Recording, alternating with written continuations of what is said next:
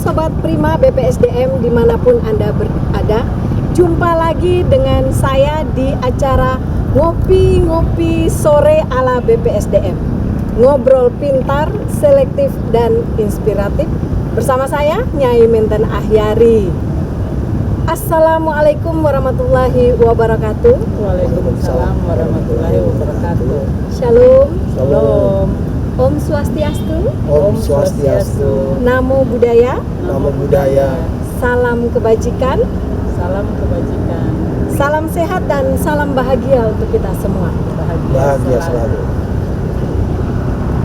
Sobat Prima BPSDM, kali ini kita akan membahas satu topik yang cukup menarik, yaitu tentang pengembangan kompetensi terintegrasi atau biasa yang disebut corporate university bagi lembaga penyedia layanan perlindungan anak bersama BPSDM dan BP3AP2KB Provinsi Nusa Tenggara Timur. Nah, untuk mengupas tuntas dari topik ini, di tengah-tengah kita sudah ada nih dua narasumber yang cukup kompeten untuk topik dimaksud. Yang pertama adalah Ibu Ruth Diana Leskodat, SSI APTMM. Selamat sore Ibu. Sore.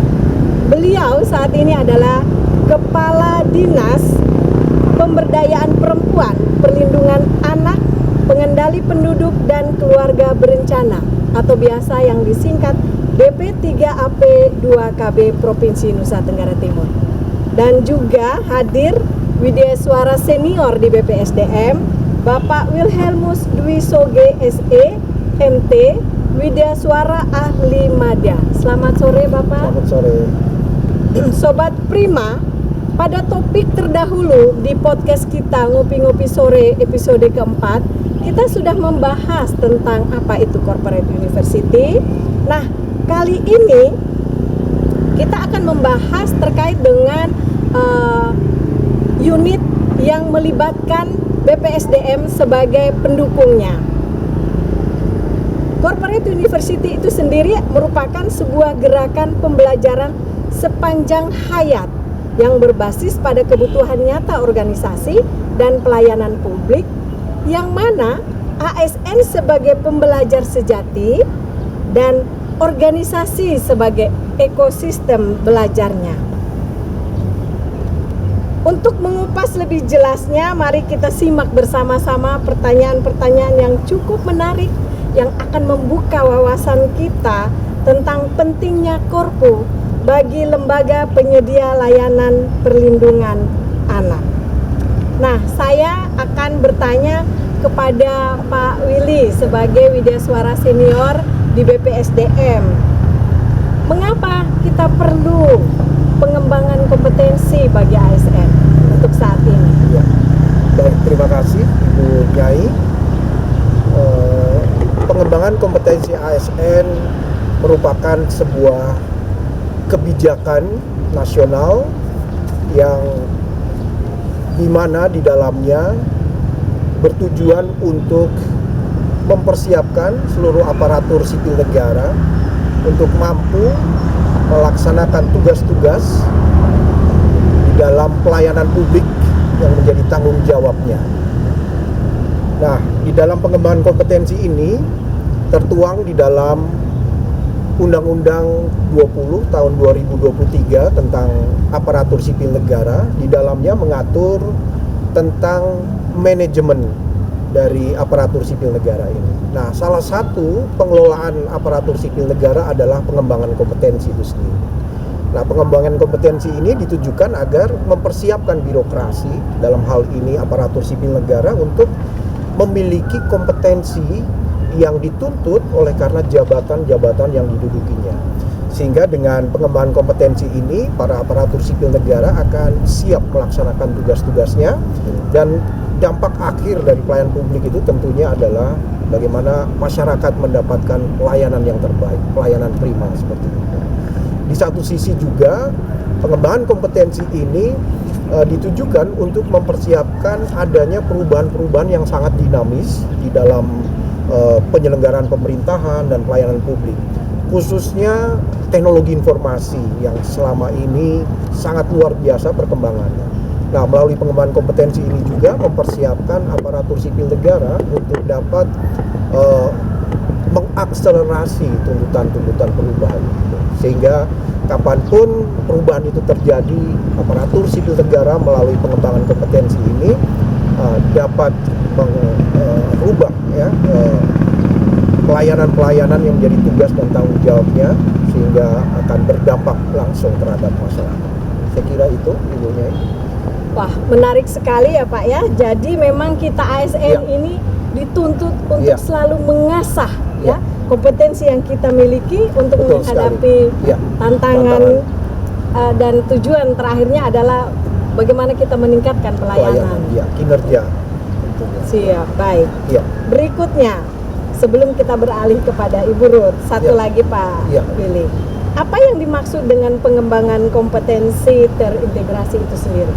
Baik, jadi pengembangan kompetensi terintegrasi itu sendiri sebenarnya merupakan model pengembangan kompetensi yang tidak saja dilakukan oleh lembaga-lembaga pengembangan kompetensi seperti BPSDMD Provinsi NTT yang memiliki tugas utama dalam pengembangan kompetensi aparatur sipil negara di Provinsi Nusa Tenggara Timur, tapi terintegrasi di sini bagaimana proses pengembangan kompetensi itu melibatkan seluruh pemangku kepentingan.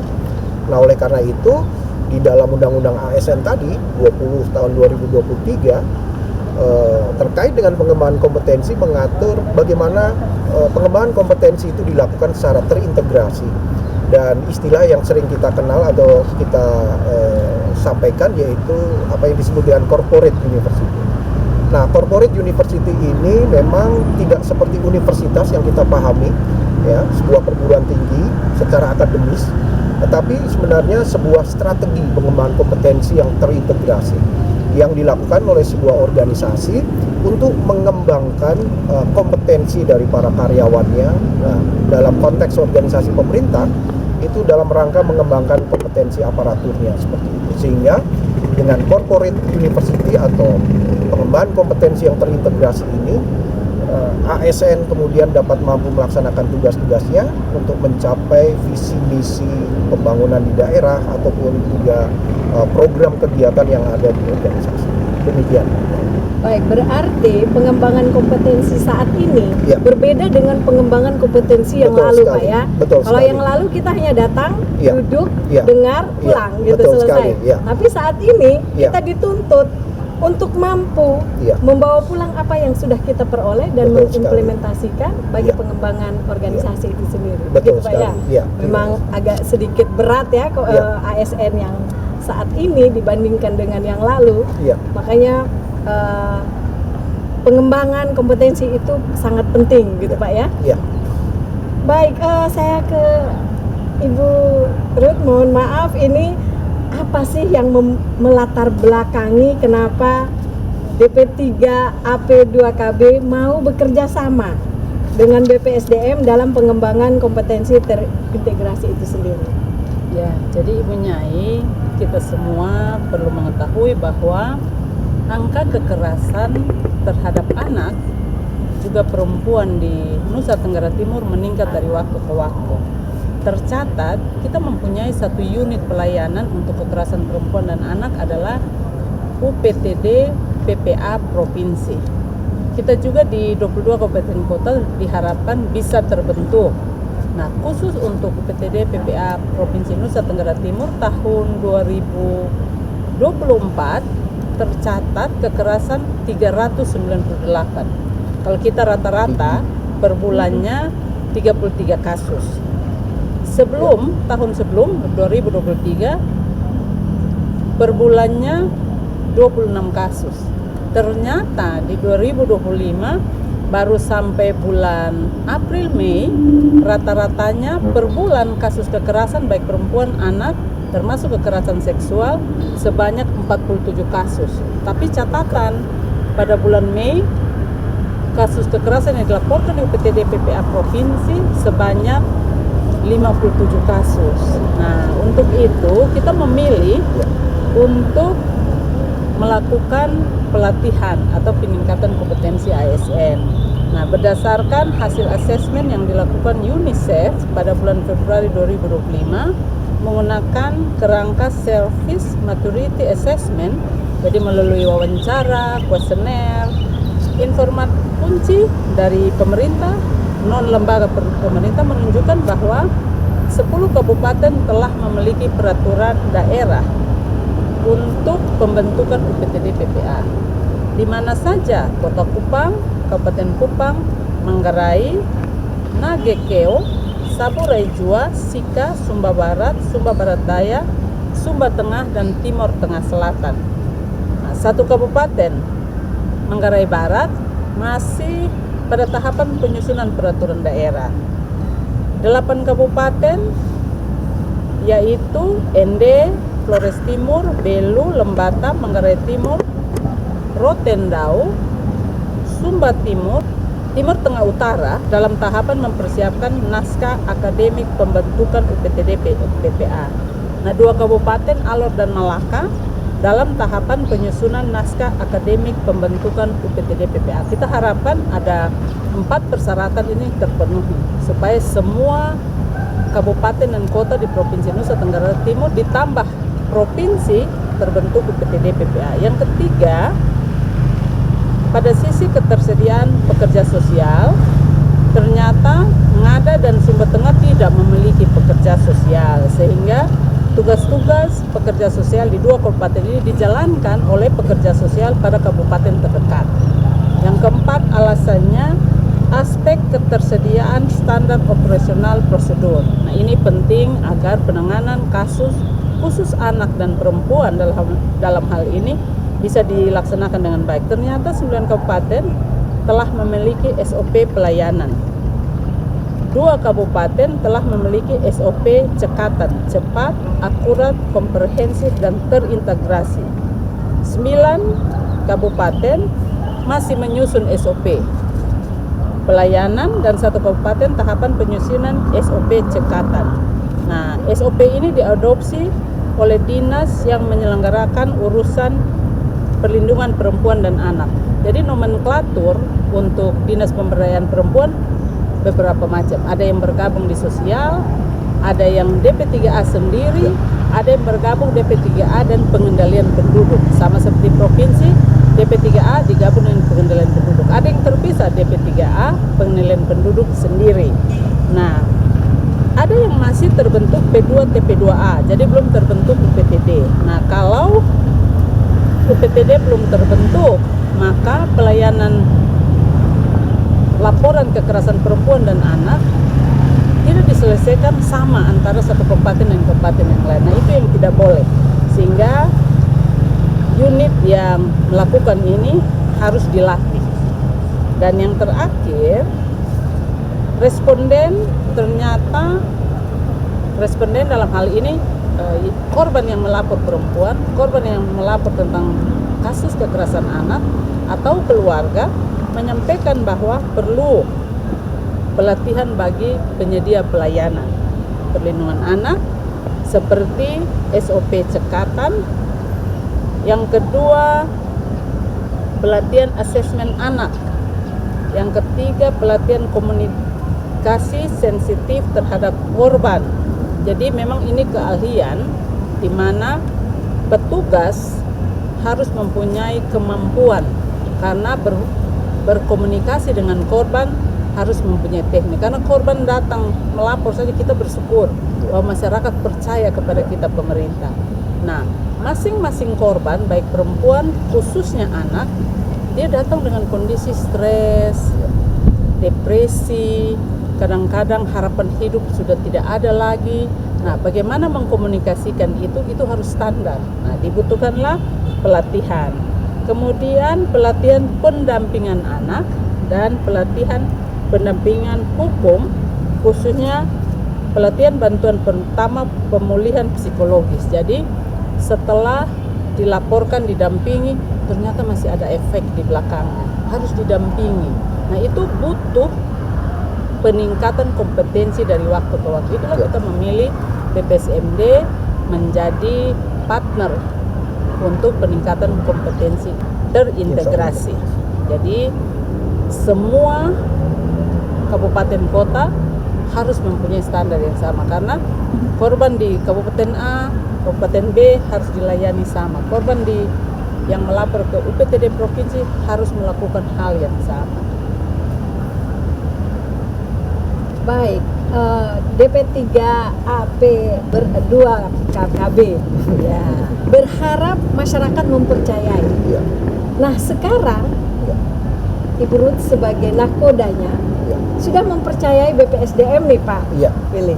Nah, untuk lebih meyakinkan dan lebih mempercayai lagi agar terjadi satu visi, satu pelayanan, satu persepsi ya Bu ya, Ya. bagi seluruh UPT yang ada di daerah, apa nih dasar hukum kita nih Baik. untuk pelaksanaan Ya. korporasi itu sendiri? Baik, terima kasih Bu Nyai. Jadi seperti yang tadi sempat disinggung di awal bahwa pengembangan kompetensi terintegrasi bagi ASN atau sering disebut dengan corporate university ini merupakan kebijakan nasional. Dan dasar hukumnya yang pertama itu diatur dalam Undang-Undang Nomor 20 Tahun 2023 ya, tentang aparatur sipil negara. Dan di dalamnya mengatur bagaimana sistem pembelajaran terintegrasi itu harus dilakukan. Sehingga di dalam penyelenggaraan pengembangan kompetensi itu akan komprehensif, menjawab kebutuhan-kebutuhan organisasi, dan kemudian organisasi dapat melakukan atau memberikan pelayanan publik yang terbaik seperti itu. Nah, turunan dari Undang-Undang 20 2023 ini adalah Peraturan Lembaga Administrasi Negara Nomor 6 Tahun 2023, yaitu tentang sistem pembelajaran pengembangan kompetensi secara terintegrasi. Kita tahu bersama Lembaga Administrasi Negara itu mendapat kewenangan untuk mengembangkan kompetensi bagi aparatur sipil negara. Dan dalam konteks pengembangan kompetensi terintegrasi ini atau corporate university ini, Perlan ini mengatur bagaimana tata cara melakukan pengembangan kompetensi terintegrasi. Dan tidak hanya itu Ibu Nyai, dalam tingkat provinsi itu ada Peraturan Gubernur Nomor 123 Tahun 2022 tentang sistem pembelajaran terintegrasi dalam pengembangan kompetensi aparatur sipil negara di lingkungan pemerintah Provinsi Nusa Tenggara Timur. Jadi terlihat di sini kebijakan nasional, kemudian lembaga administrasi negara yang memiliki kewenangan mengatur pengembangan kompetensi ditindaklanjuti dalam tingkat provinsi seperti itu.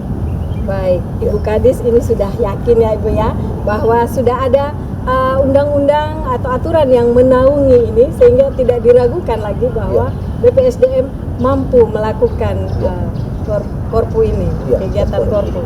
Baik, dari dasar hukum yang sudah kita ketahui tadi, apa nih bentuk dukungan dari BPSDM untuk mendukung pelaksanaan bagi tugasnya Ibu Kadis nih? Ya. Jadi pertama kita sudah melakukan nih pelatihan. Jadi bantuan BPSMD yang pertama bantuan teknis menyusun pedoman dan modul pelatihan perlindungan anak. Jadi hasil asesmen kita harus latih nih semua teman-teman di kabupaten kota seprovinsi NTB. Kemudian yang kedua, bantuan tenaga widya suara untuk pendampingan dan pelatihan bagi master trainer perlindungan anak. Jadi MOT sudah dilakukan.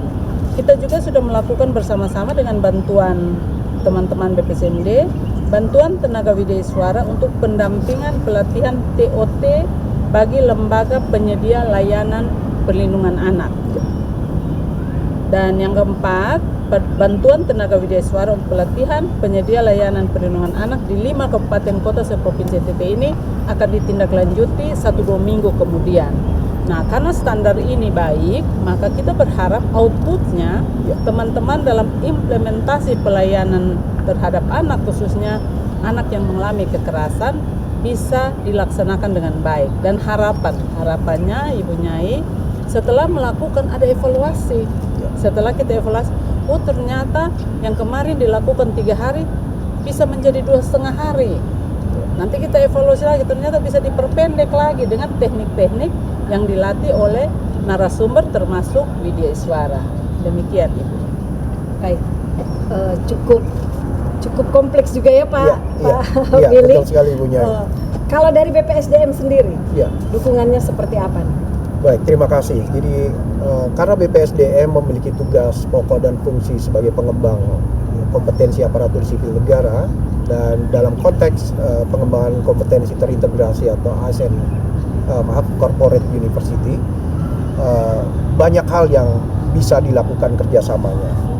Ada 2 kelompok pengembangan kompetensi yang bisa dilakukan, yaitu untuk pelatihan klasikal dan pelatihan non-klasikal. Nah, untuk pelatihan klasikal itu ada pelatihan-pelatihan seperti pelatihan struktur kepemimpinan, pelatihan manajerial, pelatihan-pelatihan teknis, fungsional, pelatihan sosial kultural, juga ada bimbingan teknis dan bentuk-bentuk sosialisasi. Sementara untuk kelompok pelatihan non-klasikal itu ada bentuk coaching dan mentoring atau pendampingan seperti tadi Ibu tadi sampaikan. Jadi beberapa waktu yang lalu kerjasama itu dalam bentuk coaching dan mentoring untuk mempersiapkan para trainer yang ada di DP3A P2KB Provinsi NTT memiliki kemampuan melatih ya untuk lembaga-lembaga penyedia layanan perlindungan anak, dan mereka disebut dengan master trainer. Jadi pusat boleh dikatakan ahli ya, keahlian untuk melatih upaya perlindungan anak ya, perempuan dan anak di Provinsi NTT terkait dengan kasus-kasus kekerasan. Itu di DP3P2KB Provinsi NTT sudah memiliki master-masternya, sehingga nanti ke depan seperti Ibu sampaikan tadi akan terus melakukan upaya-upaya pelatihan, pendampingan, sosialisasi terkait dengan kekerasan terhadap perempuan dan anak, sehingga harapannya bisa menekan angka kekerasan terhadap perempuan dan anak. Nah, itulah bentuk-bentuk dari dukungan dari BPSDM untuk pengembangan kompetensi terintegrasi melalui corporate. Demikian Ibu. Cukup luar biasa ya Ibu Kadis ya, Pak Billy dan timnya berusaha untuk membantu mendukung tugas pelaksanaan dari Ibu Kadis. Izin Ibu Kadis dan Bapak Willy, di hadapan kita ini sudah ada hidangan dari produk UKM dalam daerah Provinsi Nusa Tenggara Timur dalam rangka mendukung pemberdayaan perempuan dan ekonomi perempuan, yang merupakan salah satu program dari Bapak Gubernur dan Wakil Gubernur, yaitu program OVOP, One Village, One Product. Maka di depan kita nanti akan kita nikmati bersama. Ada kopi Bapak, karena kita ngopi sore, yaitu ngobrol pintar ngopi sore ini. Ada produk kopi dari Kabupaten Belu, kopi Lakmaras, nanti bisa dicicipi. Dan tidak lupa kita menikmati kopi itu bukan dengan gula putih, tapi dengan gula lontar Ibu. Ini produk dari Nusa Rote. Nanti kita nikmati, ada perbedaannya kalau kopi dengan gula putih dan dengan gula merah. Nah, selain kita menikmati kopi, ada hidangan snack nih Ibu. Ada kue spekuk, ada tar susu, itu diproduksi oleh Dapur Krisela. Kemudian ada nastarnya dengan versi yang unik, sama juga produksi dari Hasya ya Bu ya. Mohon maaf Hasya, saya salah membacanya. Mari silahkan diicipi Bapak, silahkan. Terima kasih.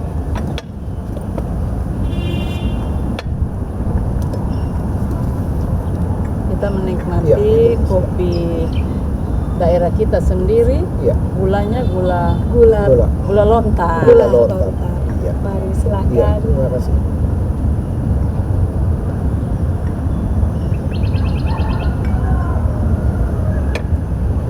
Sangat nikmat. sekali. Ya, nikmat sekali. Oh, ternyata sudah terdaftar juga di PIRT, luar biasa ya. Jadi nomor registrasi sudah Ya. ada. Iya, Ibu. Kemudian ada lambang, Pak Willy lihat Oh, ada iya. OVOP-nya. Oh iya betul. Nah ini mendukung program Bapak Gubernur, Oh, iya. Bapak Melki Lakalena dan Ya. Bapak Wakil Gubernur, Bapak Joni Asadoma, OVOP, Ya, One Village, One Product. Tapi ini kelompok perempuan dan perempuan. iya, Karena kalau ekonomi meningkat, betul. kita harapkan bisa menekan kekerasan perempuan, Ya. juga kekerasan anak. Karena hanya salah satu masalah dari kekerasan adalah masalah ekonomi. Masalah ekonomi. Ya. Sehingga pendampingan itu harus kita berikan. Ya. Terima kasih. Ya. Kita mari bersama-sama. Ayo beli NTT. Kalau bukan kita, siapa lagi? Dan kalau bukan sekarang, kapan lagi? Dari kita, untuk kemajuan NTT. Terima kasih. Kemudian Ibu Kadis, saya kalau melihat data Ya. terhadap kekerasan terhadap anak dan perempuan akhir-akhir ini, Ibu Kadis, kan semakin meningkat nih seperti Ya. tadi yang sudah disampaikan di awal oleh Ibu Kadis. Nah, kalau kita lihat tadi langkah-langkah yang akan Ibu Kadis dan timnya Pak Willy lakukan, nah di sini ada pengelolaan manajemen kasus. Nah, apa itu? Seperti apa? Ibu Kadis saya. Ya, jadi untuk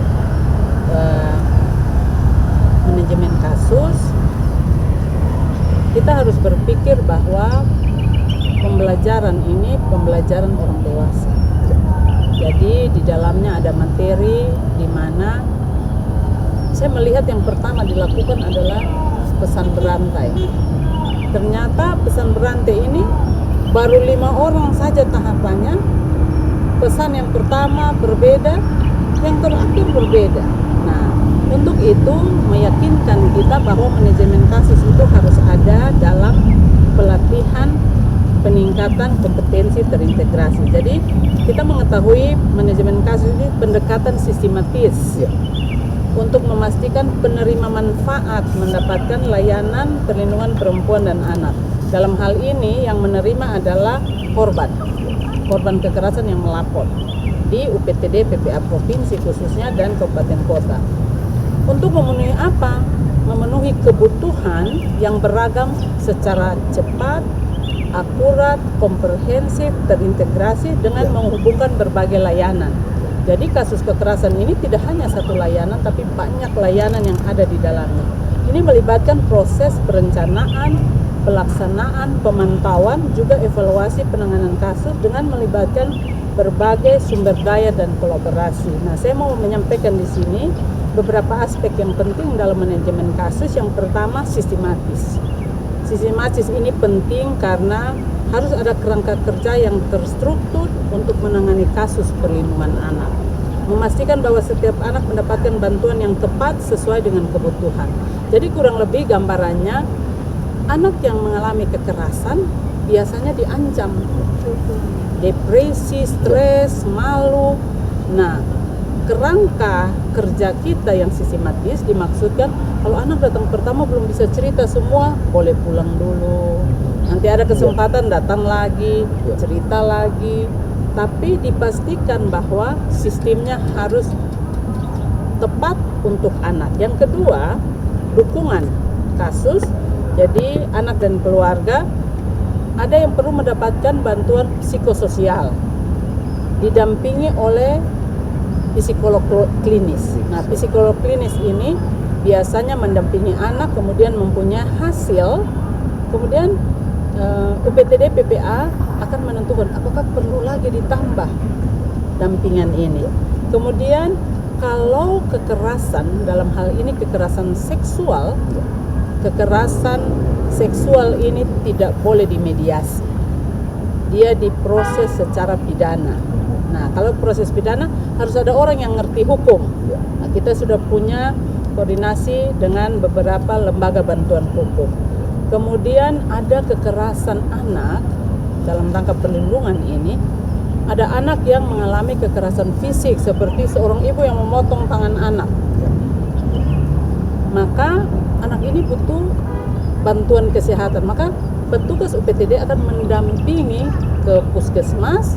Kalau dirasa penting untuk dilanjutkan dirujuk ke rumah sakit tipe C atau tipe B, kita ikuti jalur itu sampai anaknya sembuh dari kekerasan fisik. Kemudian kolaborasi ini dipastikan bahwa kita perlu kolaborasi dengan banyak pihak. Jadi ada pihak sosial, lembaga perlindungan anak, masyarakat, pemerintah. Saya menghimbau sore hari ini bahwa kalau ada yang mendengar kekerasan anak, berikanlah perlindungan karena itu tanggung jawab kita semua. Dan yang berikutnya penanganan kasus yang multidimensional. Nah ini yang sedikit agak menyulitkan karena kekerasan terhadap korban dalam hal ini anak atau perempuan ada yang double. Sudah ada kekerasan fisik, ada kekerasan pemaksaan, ada kekerasan perampasan hak anak, juga kekerasan termasuk di dalamnya kekerasan seksual. Nah itu butuh penanganan yang lebih multidimensional. Dan yang terakhir ada pemberdayaan. Jadi manajemen dengan tujuan membantu anak dan keluarga mendapat kembali fungsi sosial. Karena biasanya dikucilkan, dianggap sepele di masyarakat. Ini harus didampingi untuk masyarakat bisa menerima anak dan keluarga, dan juga masalah-masalah yang dihadapi harus didampingi. Contoh, anak karena pelecehan seksual, pemberitaannya sangat luar biasa, menjemput nama, itu yang tidak boleh, harusnya inisial, karena korban itu harus dilindungi. Maka pendampingan salah satunya, aduh kita tidak mau lagi sekolah di situ, bolehkah kita dibantu untuk dimutasi ke sekolah yang lain, yang lebih jauh atau terbebas dari orang-orang yang mengetahui kasus. Nah itu juga pemberdayaan yang harus kita lakukan. Atau contoh kasus anak-anak yang diperkosa sehingga hamil dan melahirkan anak yang tidak direncanakan. Anak ini mau diapakan? Nah kita tetap dampingi ibu hamil ini atau anak-anak yang hamil ini karena kekerasan, datang ke puskesmas, di situ dibantu tenaga kesehatan. Anak lahir kita berharap sehat, karena korban ini didampingi supaya tidak terganggu psikologinya. Nah, anak ini kalau keluarga mau ambil silahkan dimediasi, tapi kalau keluarga merasa saya tidak bisa, kita bisa mencari tempat yang paling aman untuk anak-anak seperti panti asuhan. Sehingga jangan sampai seperti kabar belakangan ini di daerah kita, khususnya Kota Kupang dan Kabupaten Kupang, dalam waktu dekat sudah ada pembuangan bayi. Yang satu selamat, yang satu tidak selamat. Tapi mundur lagi ke belakang, ada satu yang dibuang, bayi yang dibuang, tetapi selamat. Bisa dibantu di Rumah Sakit Nebonat. Nah itu yang kita maksudkan pemberdayaan, di mana korban yang sudah mengalami beban ini harus dicari solusinya dan masyarakat harus bisa menerima. Itu yang kita lakukan, dan ini membutuhkan peningkatan kompetensi terintegratif dengan bantuan Pak Willy Widya Suara yang selama ini dampingi. Kita akan melanjutkan kegiatan ini. Yang pertama perlindungan anak, besok pemenuhan hak anak. Nah seperti itu. Wah, tugas berat Pak Willy.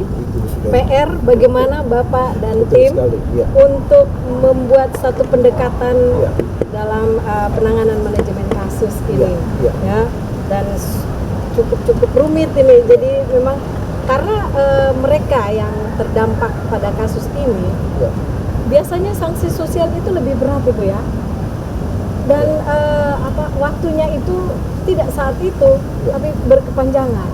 Nah untuk mengatasi itu, bagaimana nih BPSDM sebagai OPD yang bertugas dalam pengembangan Korpu untuk mengatasi tuntutan dan kebutuhan dari Ibu Kades nih? Baik, terima kasih Bu Nyai. Jadi seperti tadi sudah disampaikan juga bahwa pengembangan kompetensi terintegrasi itu kita kolaborasi intinya. Jadi menarik kolaborasinya. Jadi untuk BPSDMD itu menyiapkan bantuan-bantuan dukungan yang terkait dengan pengembangan kompetensinya. Dan hal-hal yang sifatnya teknis tentunya dari OPD teknis, dalam hal ini Dinas P3AP2KB akan juga berkolaborasi dengan kita. Nah, kolaborasi ini akan menghasilkan seperti tadi ada pedoman atau modul yang secara substansi itu secara bersama-sama didesain dan disusun seperti itu. Jadi dari BPSDM dukungan secara teknis bagaimana menyelenggarakan sebuah pengembangan kompetensi, dari sisi dinas secara teknis itu substansi atau isi terkait dengan manajemen kasus yang sudah dijelaskan Ibu dengan sangat gamblang tadi seperti itu, sehingga dengan kolaborasi ini akan menghasilkan sebuah panduan pelatihan yang baik.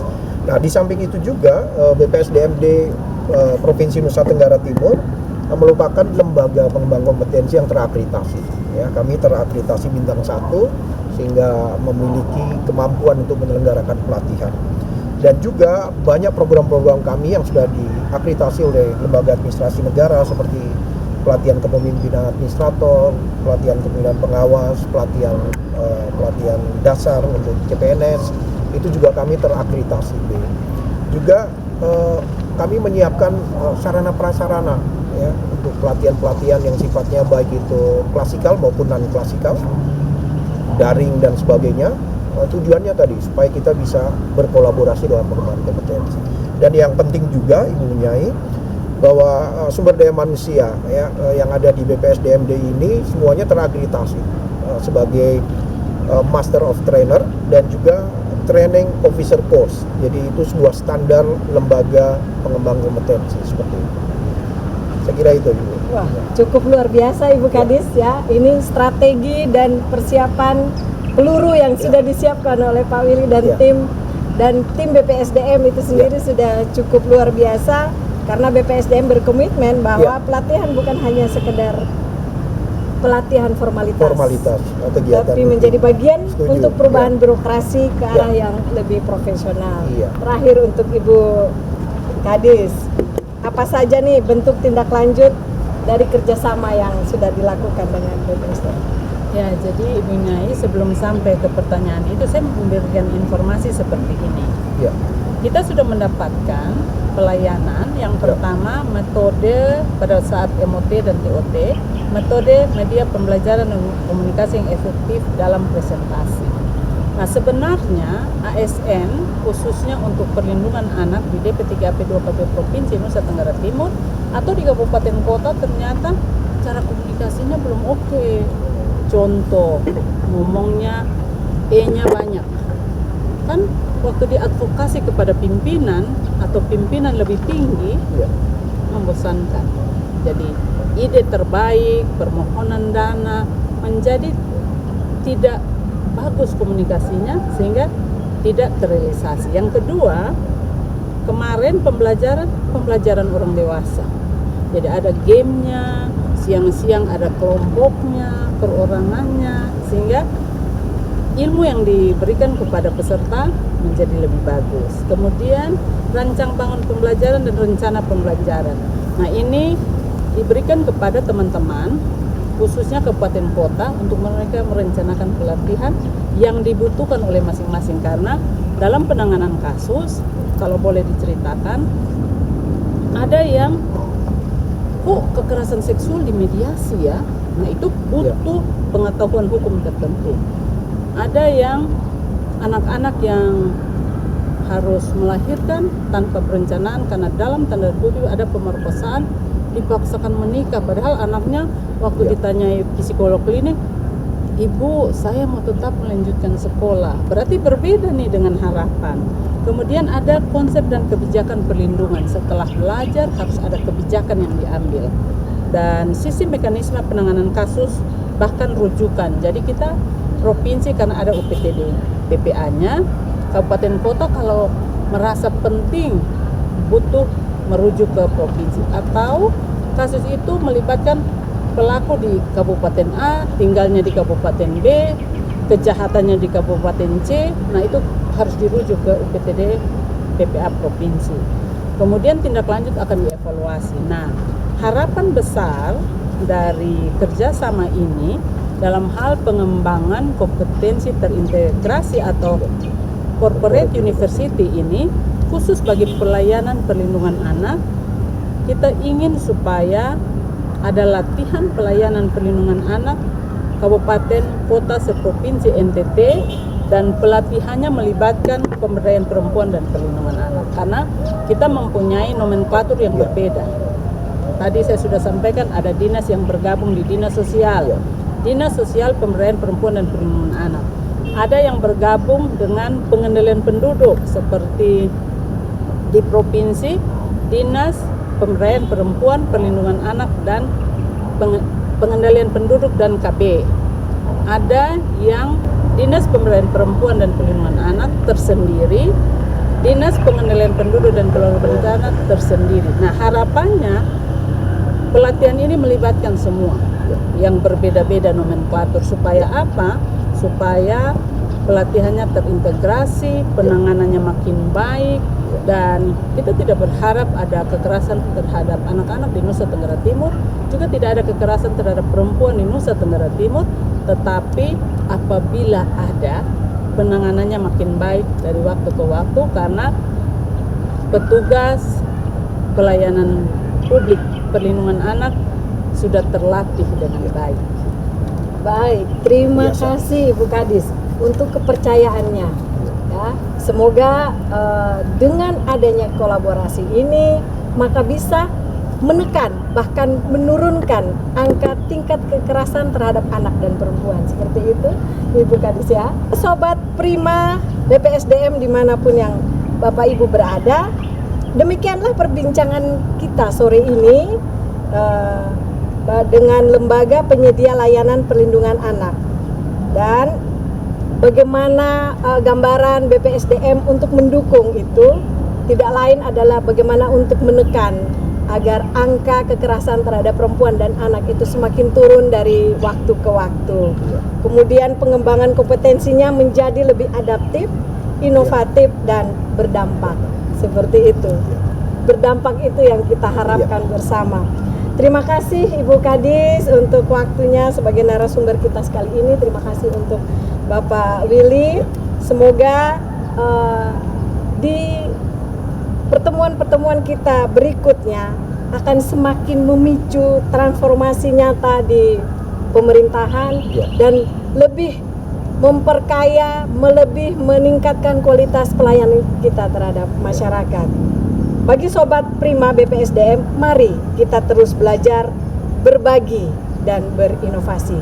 Karena perubahan besar dimulai dari langkah-langkah kecil yang konsisten. Jadikan setiap tantangan sebagai ruang belajar dan setiap keberhasilan sebagai semangat untuk tetap berbagi. Saya Nyai Minten Ahyari pamit undur diri. Terima kasih untuk menyimak acara ngopi-ngopi sore kita kali ini, dan jangan lupa untuk like, komen, subscribe, dan share episode ini jika dirasakan bermanfaat. NTT, ayo bangun NTT. Salam Prima. Salam berlian. Bersama melindungi anak.